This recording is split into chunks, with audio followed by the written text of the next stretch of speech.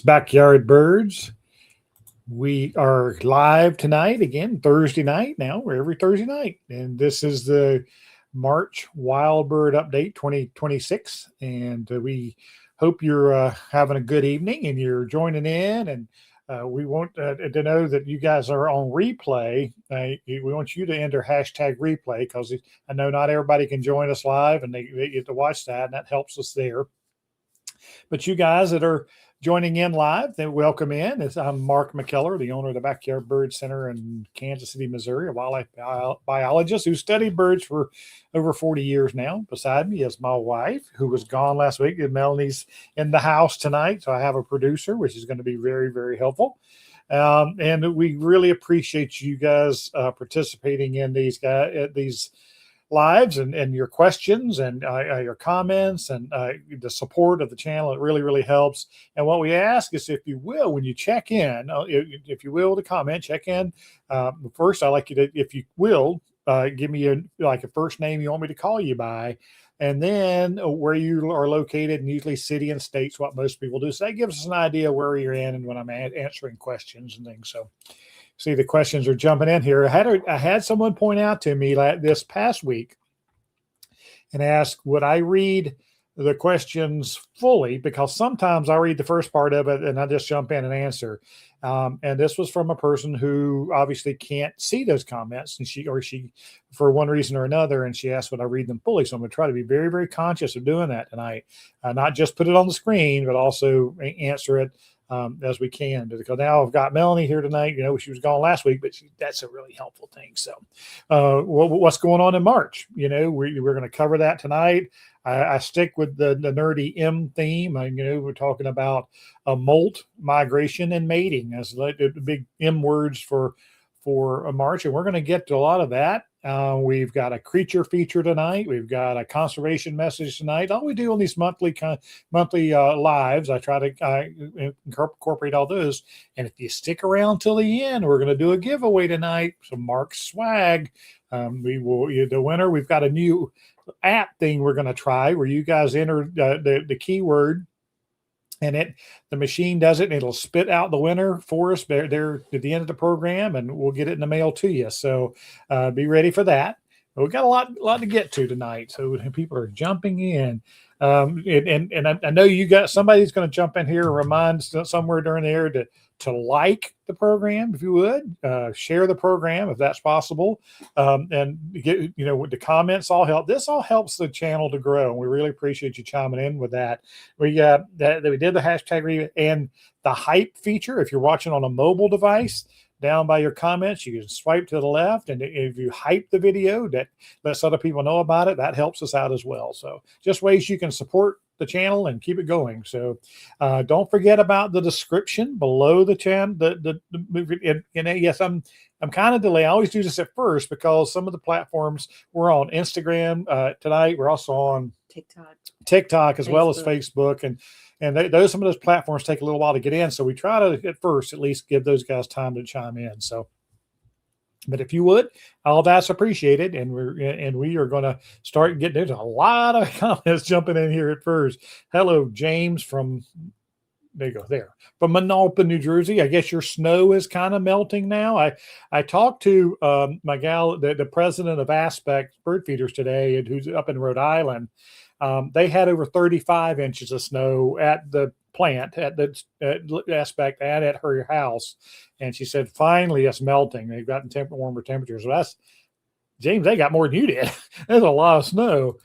All right. Hello, Lauren and Tyler from St. Charles, Missouri, over there towards St. Louis, right by St. Louis. Hello, Jay and Carol, right up the road. Andrew from Cincinnati, multitasking tonight. Oh, making field peas. All right. Fried pies. Fried pie. That's a field. I thought it said, oh, I'm glad you called that. Fried pies. What are fried pies? I don't know what those are. I don't know. You'd have to help me out now, that one, Andrew. But you were telling me today about a study that they did in Cincinnati, and that pileated woodpeckers are on the real increase up there. That's really good news. So. And here's Boston guy. Your goldfinches are going crazy. We're going to talk about goldfinches tonight, that's for sure. All right, Northern Michigan. Welcome in, Daryl, regular here. Then Rick from North Carolina, 80 degrees. I bet you did. I think here I saw an extended forecast, maybe 4 days out or so, we could hit 80 for the first time this week too. 80. Yeah, that helped melt that snow, wouldn't it, dude? Northwest Louisiana. Welcome in, Jim. In northeastern Pennsylvania, Barbara. Good to have you in with us. Jerseyville, Illinois. Hello, Zach. We've been communicating back and forth. Lots of new people again. Yeah, we like it when the new people join in. Monty Blue from Georgia. Brandy. Brandy, the name. Okay, gotcha there. Thank you, Brandy. Hello, Jennifer from Kentucky, right? Yeah. She clicked away pretty fast. I'm sorry. Yes, thank God Melanie's in the house. That helps a bunch. Okay. Hello, Teresa Long. Right down one of my regular where bird hikes are starting up this coming Sunday, not this Sunday, but next Sunday's our first Smithville Lake hike. We do those the second Sundays of every month. Hello, Denise from Washington State. Welcome in, one of our regular West Coast people. Hello, Greg from Springfield, Missouri. Taylor, yeah, he lives up here near the store. Absolutely. All right, Melanie's getting the questions flagged. That's good. The north of Boston guy. All right. Northern Massachusetts. I got you. Cal. Hello, this is Zach from Central Illinois. Welcome in. All right. We're getting there. Hello, Bill in Northeast Texas. I know you.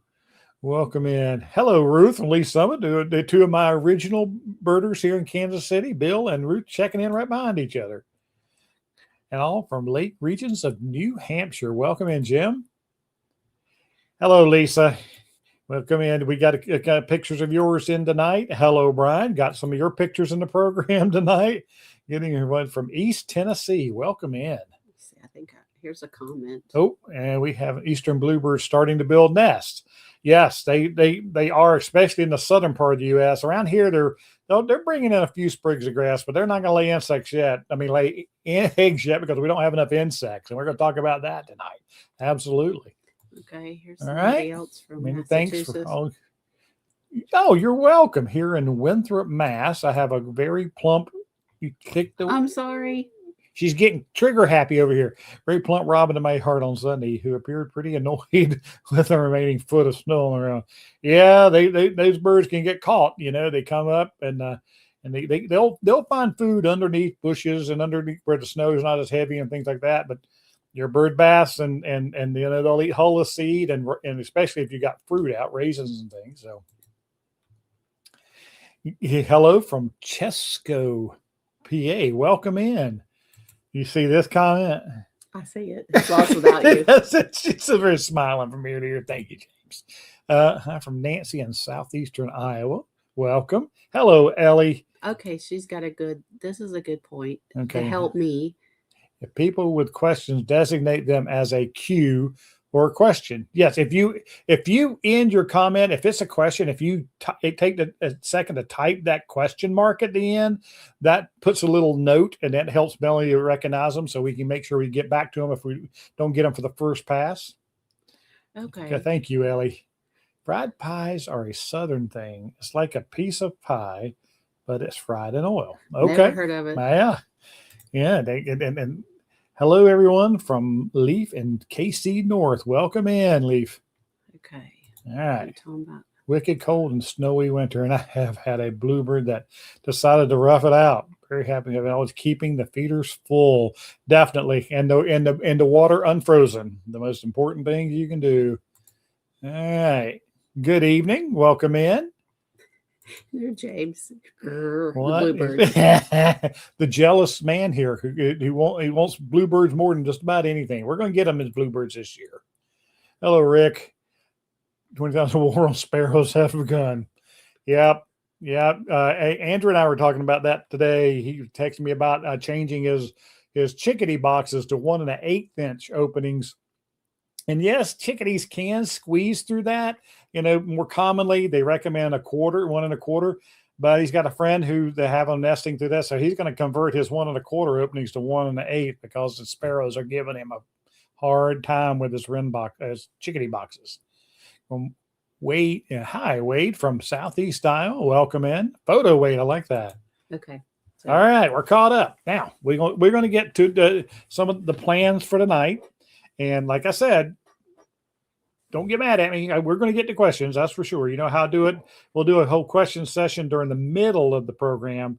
And then, of course, a lot at the end. But like I started out with, what is going on in March? March is one of the busiest months in the wild bird kingdom. There's a lot going on. There's a lot of transition. Like I said, I labeled it tonight to be molt, which is right here, and then migration, as we got, and then mating, and then we're going to talk a lot about nesting and things like that. So, what is molt?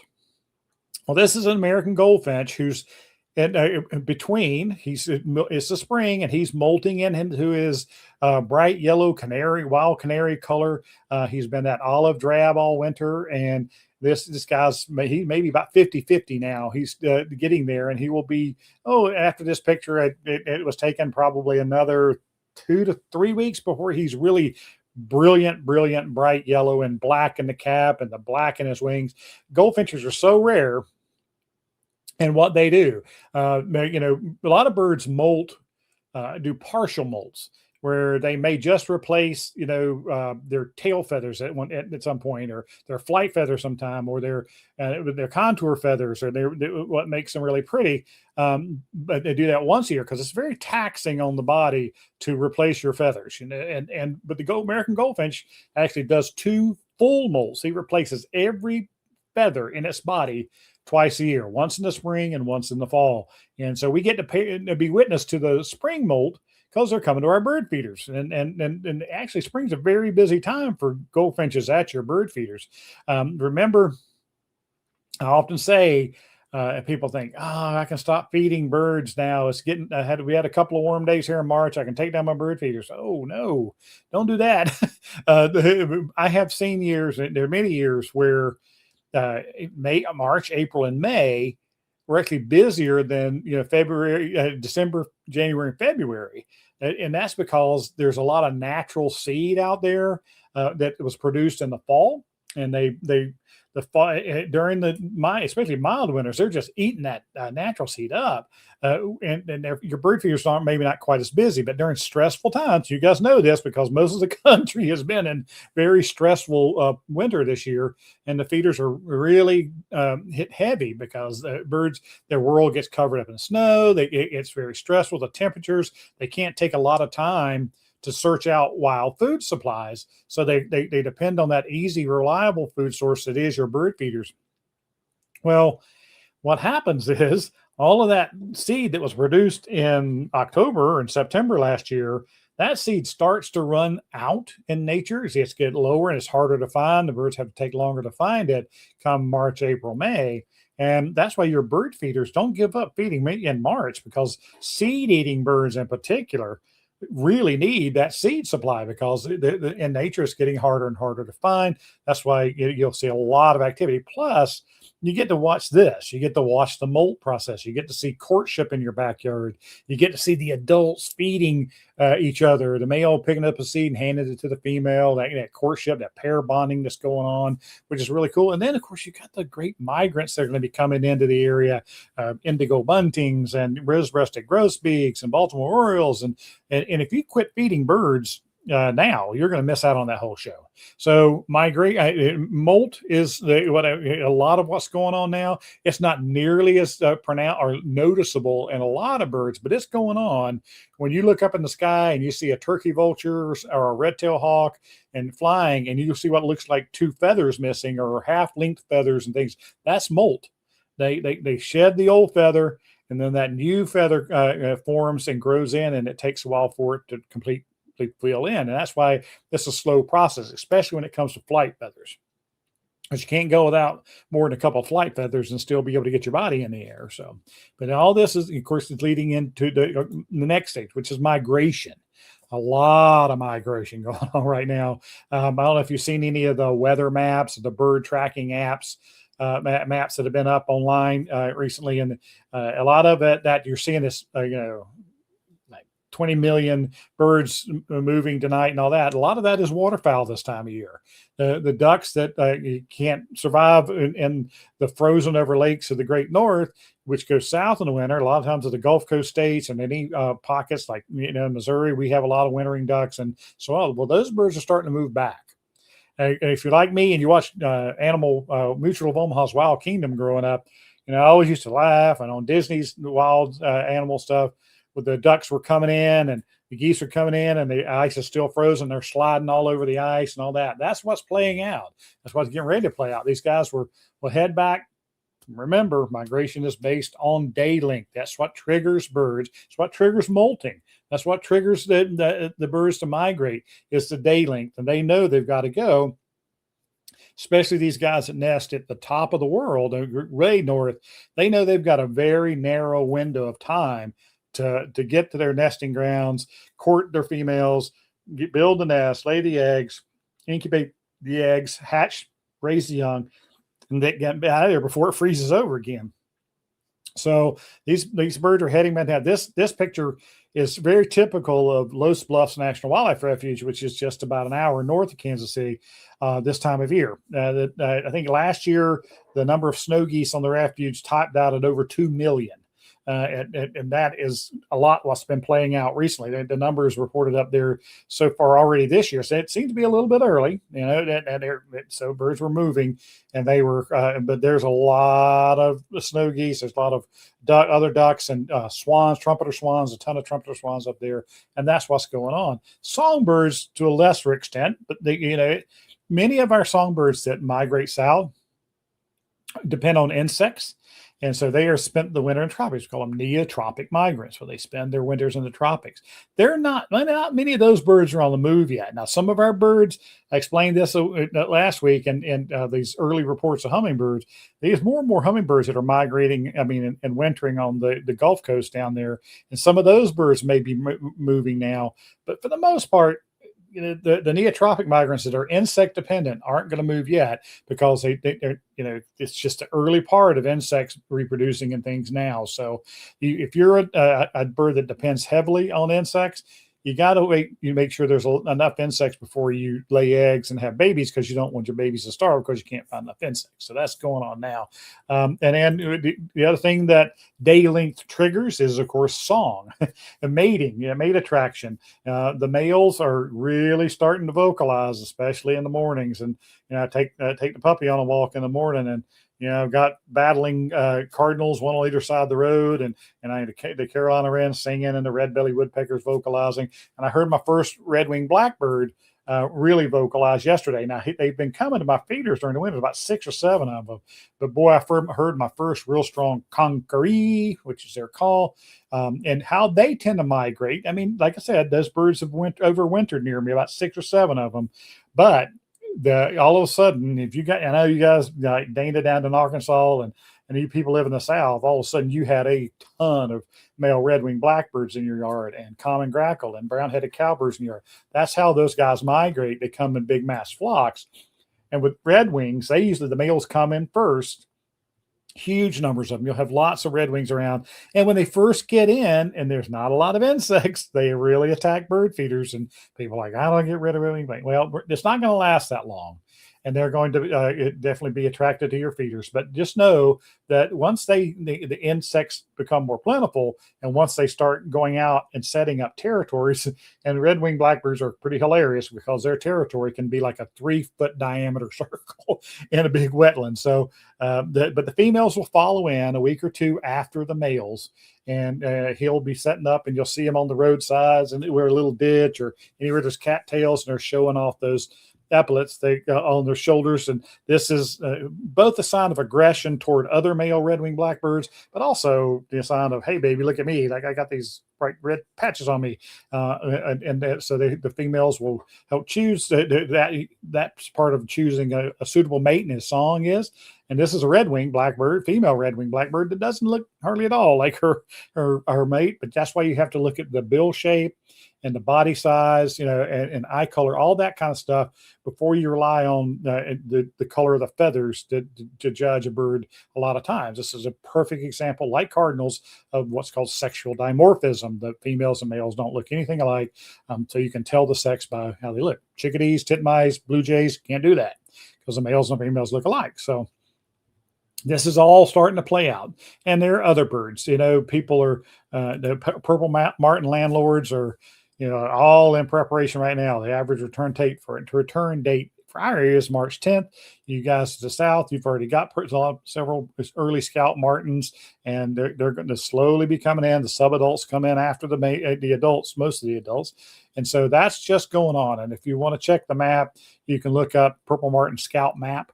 And it'll show you where they're being reported so far. And the last time I checked, I think there may have been one sighting down near Springfield, but no other ones in Missouri. That could have changed over the last 2 days, but they're going to come in and claim their best spots as adults will.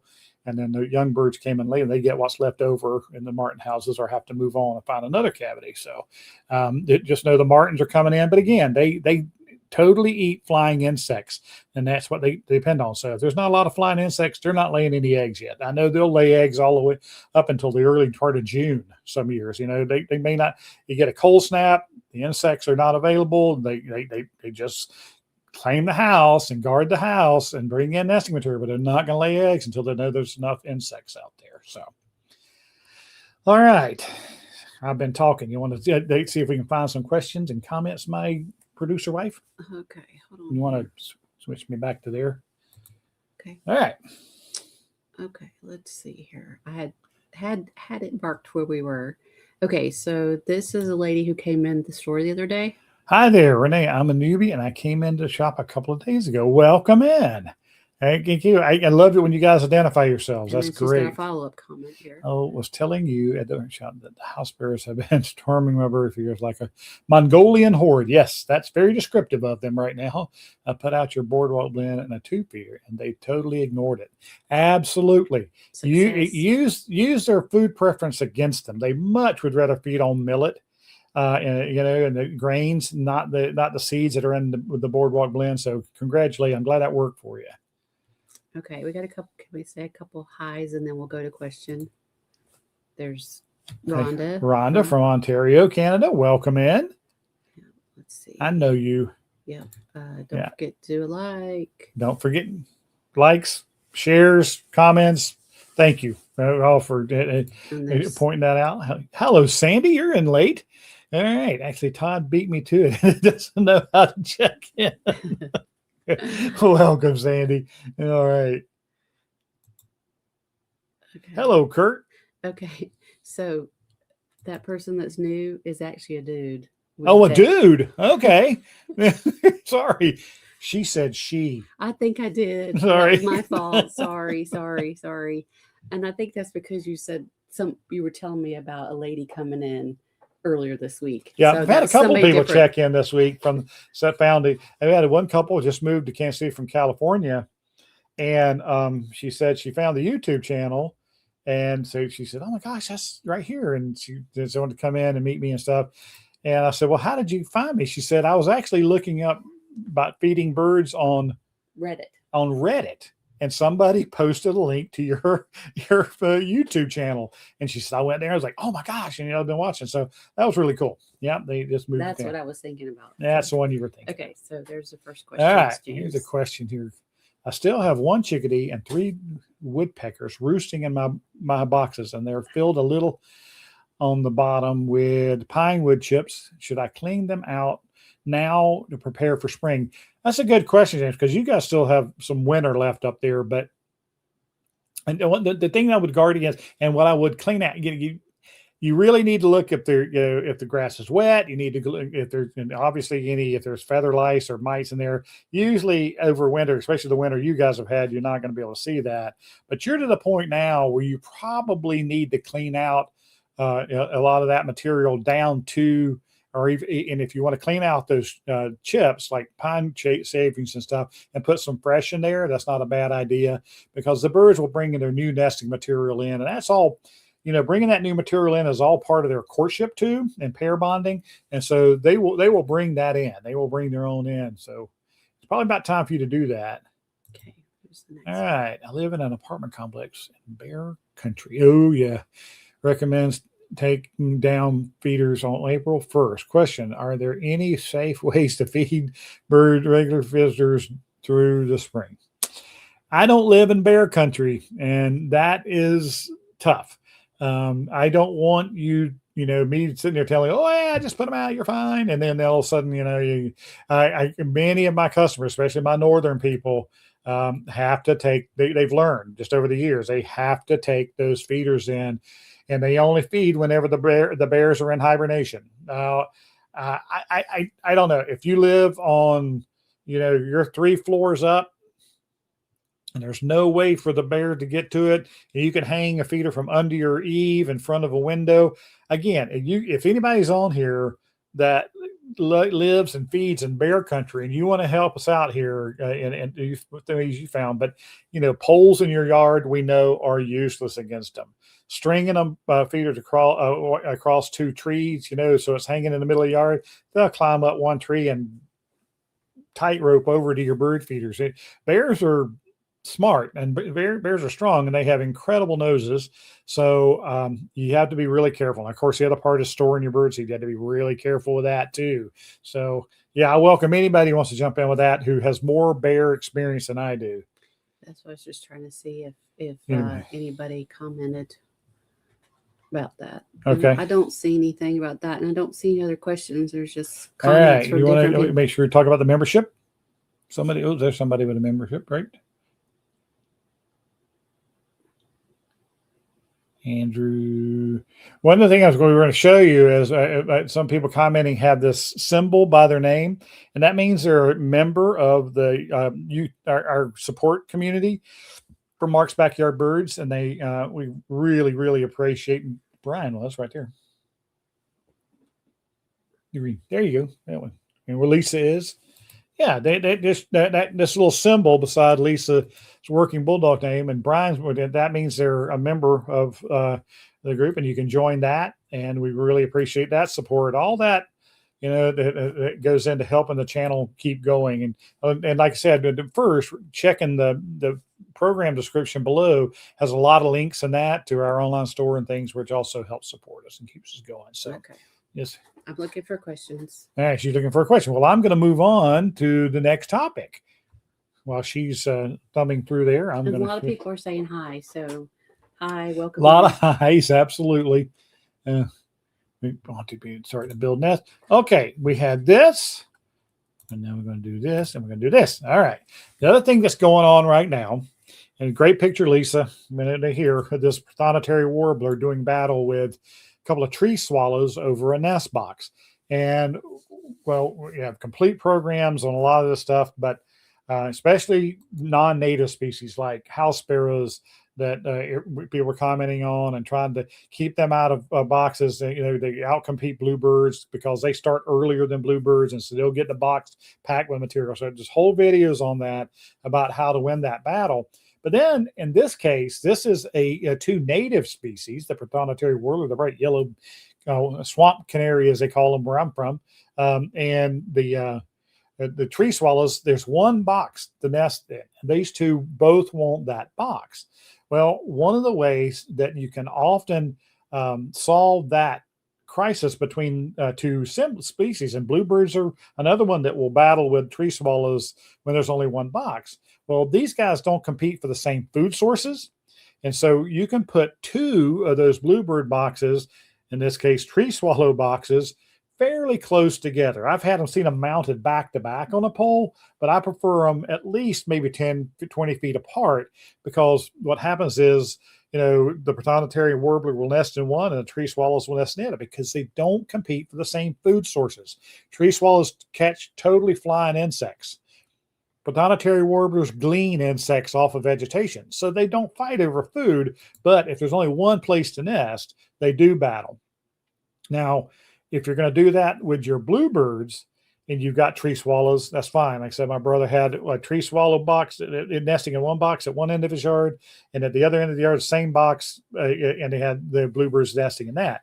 But you don't want to let the non-native species nest in that other box. The bluebirds claim this one, and as house sparrows claim the other one. You want to keep ripping those sparrows out of that box, because you're perpetuating the enemy, as we call it, the non-native species that cause negative impact on bluebirds, on tree swallows, on prothonotary warblers, on black-capped chickadees, on purple martins, native birds that require those nesting cavities. House sparrows are tremendously detrimental to those animals. So that's one of the things we recommend. If you're going to do the 2-box trick, which is great, especially in tree swallow country, and in this case, in a wetland area where they have the tree swallows and the prothonotary warbler, great idea to have 2 boxes fairly close together so they can both nest in there.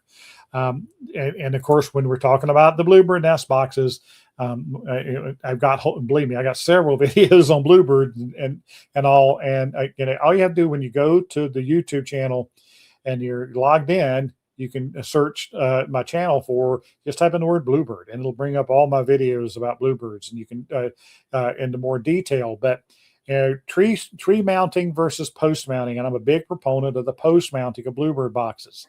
They get a lot less competition for the boxes when it's out on a pole, away from the tree line in the open, hole facing east, southeast, and then where on the right, when you have them mounted on a tree, there's a lot of other species that will want that box, and that's Carolina wrens, tufted titmouse. All these guys are fine, and you want them, but if you're trying to attract bluebirds in particular, on a post out in the open is more. And of course, you see the one on the right, squirrels will shoot around the hole, and then woodpeckers will peck it out further and things like that. So there's all ways to battle that too.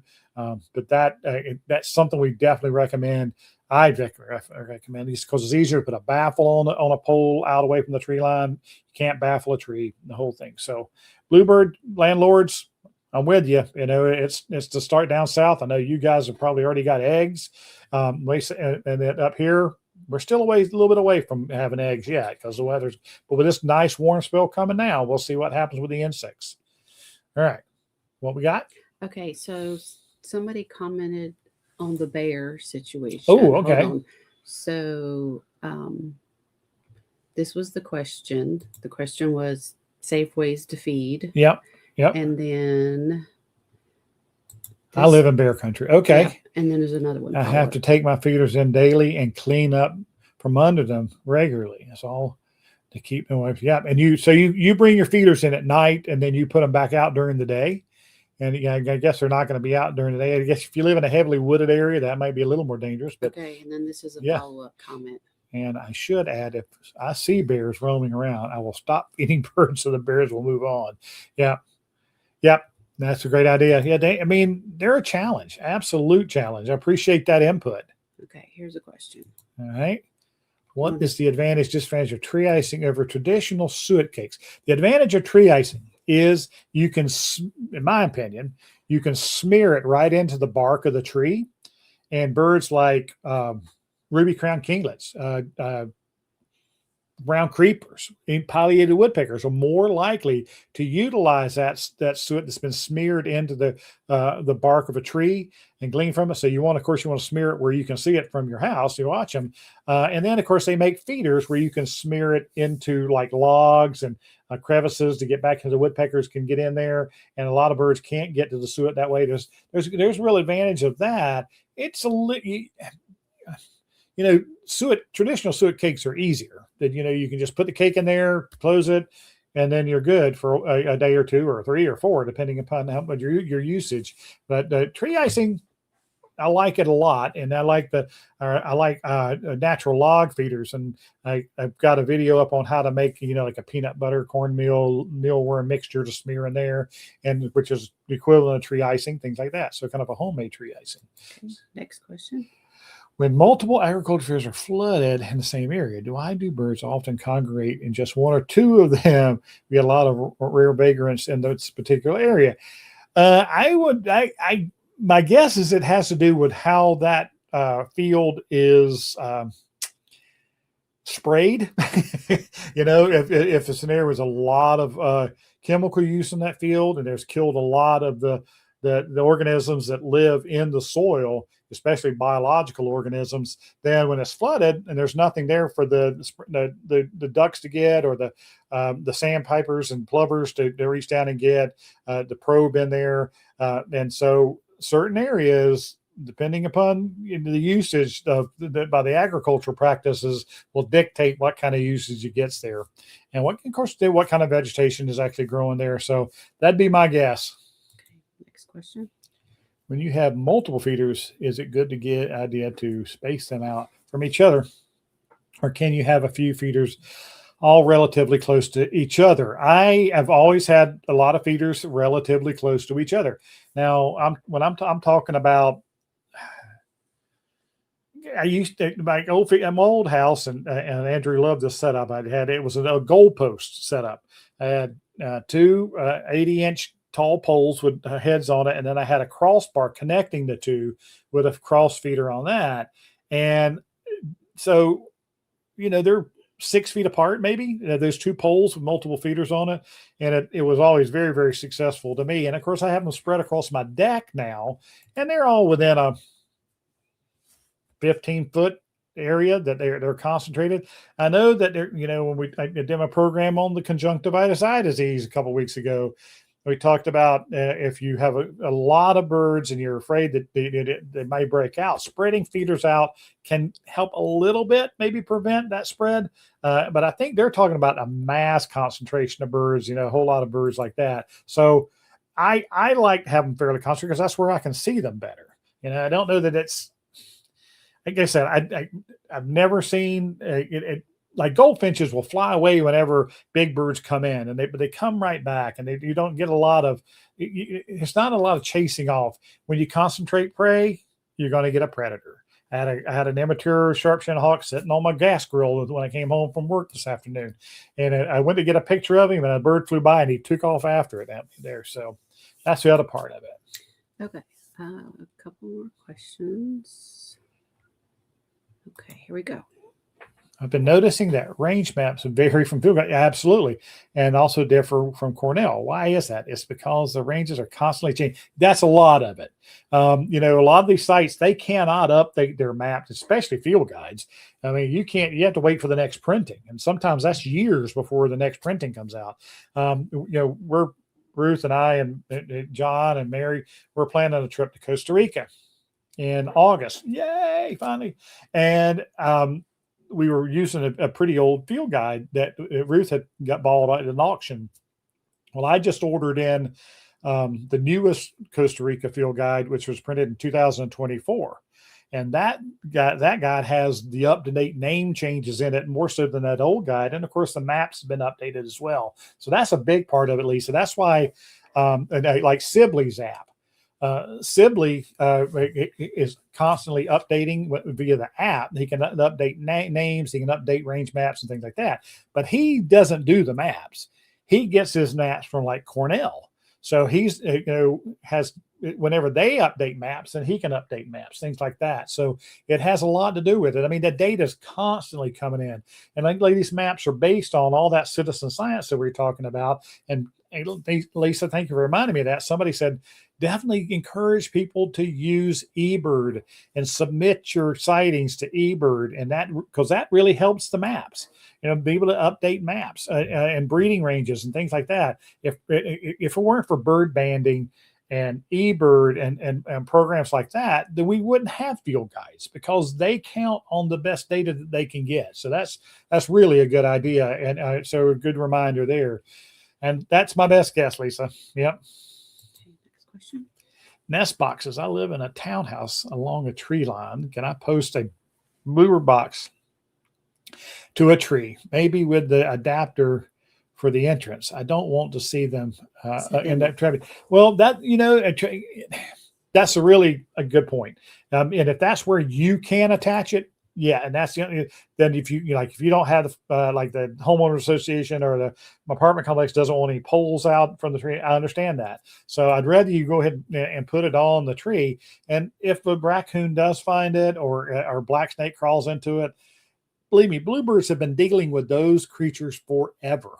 And it happens, and then they move on and they build another nest, and they may not ever go back to that box again. Things like that. But chances are you won't have a nest raided. And I know people make a big deal out of whenever they lose a nest to a predator, and I feel for you. I know it tugs on our heartstrings, but believe me, I'd much rather see them fall prey to a natural predator than I would, a feral house cat that catches them. Or I don't want to tell people don't put your nest box on a tree. I mean, nest boxes are on trees that produce lots of baby birds every year. And if I told people they had to take them down, you take all that habitat away. No, no, no. Yeah, monitor it. And again, a predator guard or an extension on your bluebird box, the face of the box, and as a whole, you can buy pieces of wood that screw in or those guardians that stretch out there that extend that. It makes it harder for like a raccoon to reach in there. That's a really good idea, and I would encourage it. Okay, next question. So I just added a suet feeder last month, but they have already gone through a full cake. Yeah, they haven't gone through a cake. Okay, they've hardly gone through a cake. Would there be something wrong with the suet, or they are still getting used to? That's a hard call. It may be. I mean, it may not be very appealing to them. That particular suet cake, the suet could have been an old cake, could have been old, all that kind of stuff. But in some areas, birds just don't eat suet as well as they do. I don't like feeding suet. I don't. And so I feed peanuts. We're all and they about the same nutritional value as the suet is. And I feed mealworms, and that's even more valuable. So I just have found that suet's messy. Starlings just decimate it, and my birds don't eat it that well. I've had suet cakes last a month or so, or even more, and I have to throw them away because they get ooey. So it's a hard question to answer. Okay, so this is a follow-up on the suet. Been hanging since February 9th. Since February 9th, yeah. Well, that's not quite a month, and it does take them time. You probably, if the weather's been mild or the weather's been hot, yes, you probably want to change. But if it's been typical winter weather, then. And if one thing I would add is if it's like a pure suet cake, which is just suet, nothing added to it, in really cold weather, that can get very brittle, and it's harder for the birds to deal with. That's another thing that could be going on. But I would just be patient. Okay, ready for the next one? Yep. What is too close? Too close for an owl box. Oh, too close for an owl. Well, I got a picture I could throw up there of one who has an owl box mounted on the side of their house with the screech owl's face sticking out of it. So I don't think you have to worry about that being close to a house. I really don't. The more important thing there with owls is height. So you do want to get them up as high as you can, and they're more likely to use it. Good question. Okay, so hi, Justin. Welcome in, and thank you very much.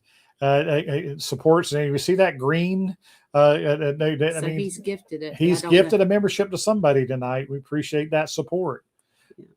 Let's see. I think we're caught up on questions again. Okay. All right. Well, let's move to our next slide. How about our creature feature for tonight? I thought, sometimes it's a mammal, sometimes it's a bird. Well, no. I click on that and then back to that. All right. Tonight, I thought I would do it on the Eastern Phoebe or the Phoebe trio here in North America.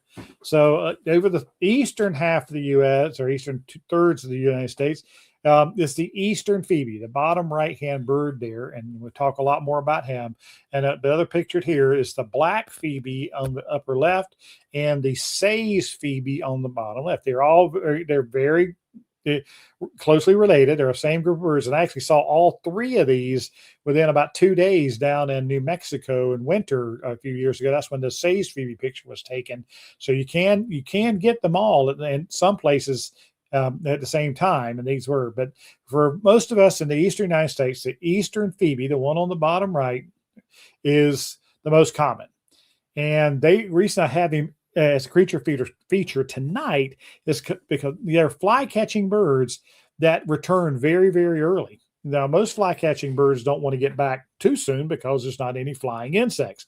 Well, Phoebes are incredibly good at surviving and finding what insects there are out there, and the flying insects. And a lot of times they settle, especially when they first get back, they'll settle in around creeks and streams where insect hatches happen pretty early in the wild kingdom, and they're snatching these insects out of the air. So how do you recognize an Eastern Phoebe? Well, their call is very distinctive. They say their name, Phoebe, very raspy. Phoebe, Phoebe. Where and they two couple one of the really you want to say a bird that actually waves at you and says, "Hey, I'm a Phoebe." They when they come in and they land on a perch, they pump their tail like 3 times, like if you know what American kestrels do when they land, they pump their tail. Phoebes do that, and they pump that tail, and you say, "Oh, that's Phoebe." You know it is. It's a small, dull fly catching bird, and the one around in a lot of the eastern U.S., the one that bird that people most confuse it with is the eastern wood pewee. The eastern wood pewee is the bottom left bird here, and the two of the are eastern phoebes. And the reason I chose the picture at the bottom of that pewee, and they say their name as well, but theirs is a whistly pewee, really slow, drawn out, so the vocalizations are unmistakable. They really you know them, you learn them, you'll get them easily. Well, the reason I chose that picture from underneath of that pewee is because I want you to look at the width of that bill at the base. When up against his face, is much wider than a Phoebe. Just has kind of a slender bill, just a fly catching bill. But peewees have that really broad, and it's also bicolored. It's orange at the base and then black toward the tip. So when you're looking at them, and of course the other thing is the wing bars. The two the wing bars along the upper wing, you can barely make them out except in a good photo. In a Phoebe, just very buffy. Whereas when you look at a pewee, you actually see the wing bars from a distance. You can see it. So that's something that separates them out. And a trick I learned from Marky Bird Girl, and she was taught years from at one of the youth birder camps that she went to, is that the Phoebe pumps its tail when it lands, like I said, where the pewee flicks its tail left to right. So when it lands, if you watch it, it flicks the tail left and right, whereas the Phoebe pumps it up and down. So a couple of great things to help you with that. And then, and of course, now got this is an example of their nesting. Phoebes are shelf nesters. They build their nest like an American robin. On a flat surface, up on top of something, on windowsills, on playground equipment, anywhere it's big underneath. And this is a picture that was taken at the house that I lived in for 4 years. We lived in it for 4 years. It's at the Martha Lafitte house over in Liberty. And there has been this little house wren house on the side of the house. It's under a porch. It's been there for years and years and years. Well, I never had the house wrens use it with the 4 years I lived there, but the Phoebes would come in and build their nest on top of that house wren box. And the director that lived there after me was telling the story of, and Linda took the pictures, that the house wrens returned and wanted that box, and they were furious that Phoebe had built that nest up there, and they kept going up and trying to tear the nest apart and pulling on it and ripping on it, and the Phoebe was trying to defend it. Usually in that case, folks, the house wren wins because they're just too energetic and so the house wren won and nested in the box, and the poor Phoebe had to go find another place to nest. So that's a pretty interesting story. But the Phoebes nest pretty commonly in a lot of areas, and if you, like I said, you learn that call and learn those characteristics, what they do, they're pretty easy to distinguish and spot. So the eastern Phoebe, great bird, catches a lot of insects, can be harmful insects as well. And the pewee, the names are confusing, but like the songs and the visual cues are good and different there. So I thought that would be our creature feature tonight. And I wanted to, of course, I always want to do a conservation message. And tonight, I do it every March and I do it every fall, is the Lights Out program. I found a great site, lightsoutmidwest.org, and it has terrific information on there about the Lights Out program and why it's so important. But it's migration season, folks. Birds are migrating north, and well-lit areas at night are very dangerous for birds. Birds get trapped in the light funnel, and they collide with buildings and radio towers, things like that. So the major message here is turn off any outside lights that are not absolutely necessary during migration, which is now March, April, and May especially. And then in the fall, once again, we'll talk about it again. So, all right. Ellie has a question. Isn't bird watching great? It is the greatest hobby in the world, Ellie. I know I am biased, but yes, it's good for your health. It is good for your, like I said, your mental well-being. And Melanie is, I don't know if you can see all that that's going on. I don't think they can. I don't think you can. Melanie's getting the giveaway tool loaded up here, and we're getting ready to launch that and have you guys start entering your comment if you want to win some Mark swag tonight. But yes, thank you, Ellie. Yes, bird watching is the greatest. Well, do you want to model it? No. All right. We have an over-the-shoulder Mark. Oh, where you go? I'm sorry. Get over here. Let's Talk Birds bag. It is great for if you. I think there's paper in there. Yeah, there's paper in the, but you can put field guide in there, and there's a front pocket, so your cell phone in there or whatever it is you want in there. The pens and notebooks and things like that. And it's over the shoulder, so you can carry it around. And this is the Let's Talk Birds message on there, and it's available on the website. It is under Mark swag on the spot, whereas the t-shirts and everything else is on there.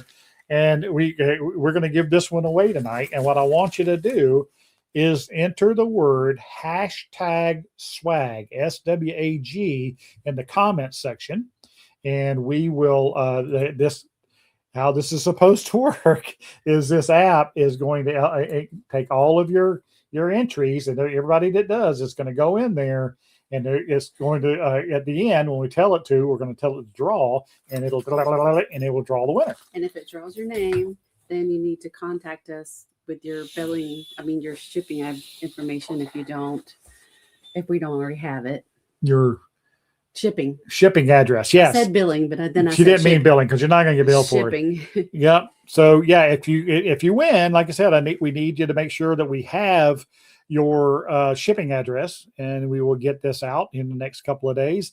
For you guys that are get my monthly email from the store, you know that this weekend coming up is our 24th anniversary as owners of the Backyard Birds. And technically it was March 1st, but every year we have our anniversary sale. Unfortunately, it's an in-store only sale. We'll do another sale for the online folks later, but this sale, and we are going to be really busy over this next 7 days, because it runs from Saturday to Friday, and it is, like I said, it's our 24th anniversary, and we're very proud to have been owners, and all the support that our customers have given us over the years, and you guys, it's all part of it. So it looks like people are now we're up to 25 entries so far.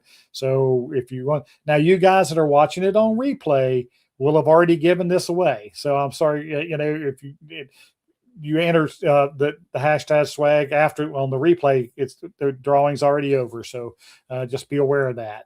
Just join us live, because you never join know us live. Might do this. We really want to do more of these.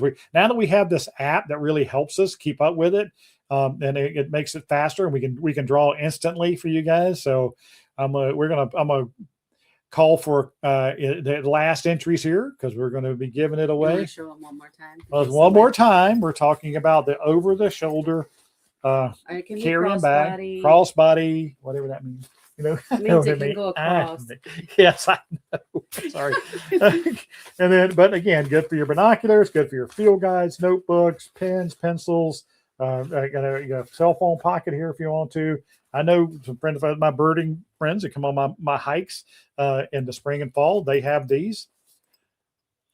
Well, thank you very much, James. Yeah, it really is. Thank you. Yeah, we're very proud. Like I said, whenever we looked at buying the store, we knew I had the bird knowledge, and I'd had the gift shops at all my nature centers and things like that. Well, if it weren't for her accounting background, I would have never taken it on, folks, because it's not my forte. So we make a good team. Thank you guys so much. Okay. We're up to 30 inches. Do we want to draw and How see many- what happens? Somebody said how many finches can fit in it. Yeah. Well, it depends on how you stuff them in there. I guess several of them would be able to go in there. Okay, so guys, we've never used this before, but when we hit draw, it's supposed to do a little thingy and then put the winner's name. So we need you guys to let us know if you're seeing That. what we think it's supposed to be All showing. right, going once, going twice. You ready? All right, we're going to hit the draw. But I don't know if they're seeing that or not. I don't know either. Believe me, your guys' names and are going around. It's trying to do it. Andrew won. Andrew, do y'all guys see that? You guys see the winner? Yeah. Oh shoot. Hold on, guys. Sorry. Where is Carrie? Somebody said. So did you guys see the winner show? Did y'all see that go? And when it was not seeing it. Okay. Well, we're gonna have to figure out how to show that. Yeah, because we followed the instructions. So if you want to talk a second, let me go look and see if I. Well, the name what we saw on our end, and we're going to try to get it on yours, is that the names kept going around and around, and it changing. It went several like a roulette wheel or wheel or whatever going around, and then it started to slow down, and they went boom, winner, and it came up. And Andrew. Here. It's from Cincinnati won, and I know I have his address because he orders a lot of stuff from the door. How was it when we do the is that the screen share? Screen share? No. And the bottom one, yeah, green screen share right Maybe there. that's what we were supposed to do. Hold on a second. Oh, look. Nope, that's not it. Giveaway tool. Here we go. That's what we were supposed to do, I think. Can you guys see that? Where is it? There, add that to the remove and then click it. Yep. I don't know. Yeah, you drive. I drive. Because it's over here. Sorry, we're trying to figure this out. Add to stage. That's what I'm doing. Well, I don't know. I don't know. We'll try to get that figured out. We thought we had it figured out, and it worked, but you guys just couldn't see it, which we thought you could. But that's it. So we'll get that figured out. Well, it says it's showing it, but I don't understand. Oh well, sorry guys. We're always experimenting, but yes, we want to get into giving stuff away. If she's out of town, it's harder for me to manage that kind of stuff. But when she's here, we're going to try to do a lot more of the giveaway things. So at the stage, the 4% screen. I will sign it, Andrew. I will do that if you want me to. Yeah, it's black and white. I'll sign it with a black Sharpie. Absolutely. Well, okay, we'll try again. We'll play around with it. See, it says sharing. I know it. There it says it's sharing. Yeah, right there. It says sharing this tab to StreamYard. So I don't understand. Oh well. We'll work on it. We got to see it better. But congratulations. Thank you everyone for playing along. Here, go back to it and let me take a picture of it with your phone. And we'll post it. Thank you so much. Yeah, we'll do a post on the community page, and we'll show the screen here with him on the winner and everything. We'll get that on there. So, okay. And again, thank you everyone for your questions and your comments and your participation last time. Last time you shared the screen, it was the creature feature pick. Yeah. Yeah, I don't know what happened. We're gonna have to figure that out. We'll contact StreamYard, our program, and figure out what we did wrong, and then so we'll be ready next time. James says that's okay. It's another reason to do another one. That's right, and we'll definitely do something next this time. So next time. All right, you guys. Thank you again for your questions. You've been wonderful, and we will be on next Thursday night. I don't know if I have a topic yet for next Thursday night. It has been requested that I do a one on endangered species. And also, and I think I might do that in a couple of weeks with my friend John Hammond, the guy who started me bird watching, who's was an endangered species biologist for almost 30 years for the U.S. Fish and Wildlife Service, and have him on, and we'll talk about endangered species. And then I know somebody wants me to do one on the Carolina parakeet right here behind me. I want to do a program on that. There's just so many things I want to do, and believe me, keep sending in those ideas because that really helps me. And I've got several lined up, and I'm trying to work them in. Like I said, timing of Phoebe tonight, just because the Phoebes are just really arriving now. So that was a really great topic. And then I've got one online to do about the kinglets because they're very active in spring coming through that now. They've been fall and spring mainly. So I was going to do a program on those. So I got all kind of and people's recommendations. I really appreciate it. And let's see. Until next time, let's talk birds.